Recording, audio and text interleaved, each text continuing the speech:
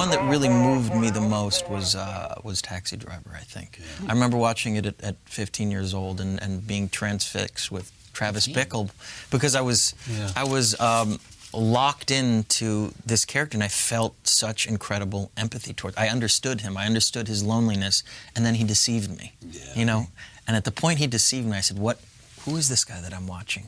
Who is this person? And I was identifying with him, and I was with him on this whole journey, and all of a sudden, this is not the person that I thought he was. And to me, it's just really the greatest independent film ever made. It really is. Schrader's extraordinary. Paul Schrader. Paul Schrader's script. I think you had something to do with it. Yeah, no, but well, without question, I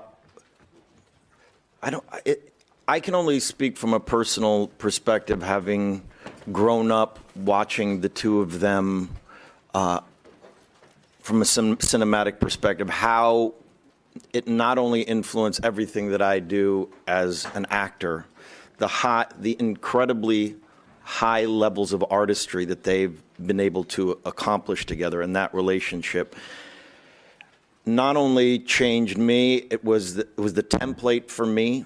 It influenced the entire generation of actors that I grew up with. And what can I say is that Marty's perseverance and his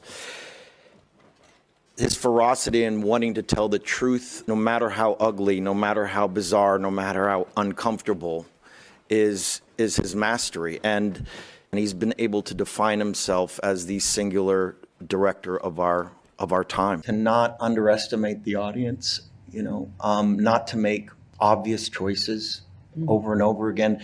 And, you know, I think of great performances that I've admired, whether it be, you know, Robert De Niro in Raging Bull, and it's the things that I love about them are when you let the audience in, and watching De Niro wasn't although there's a lot of broad moments, but the moments for an audience where he allows you to step into the unknown and interpret the story your own way. He allows that leniency to the audience. He doesn't spell things out. There's a thing that I keep referring to called Irving the Explainer, which is a disease that we see in a lot of cinema these days, where everything is laid out for you.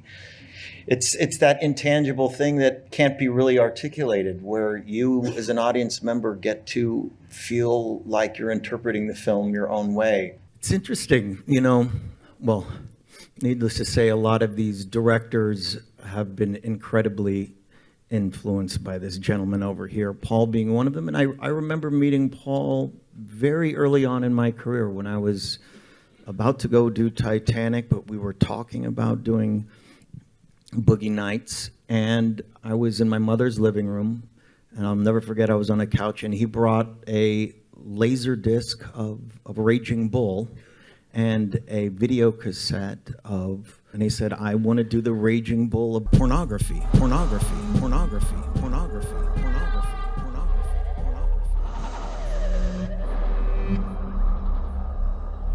And I thought to myself, wow, that's going to be pretty difficult. Pornography. The front is the front, the back is the back. He has to make it look like he done it himself.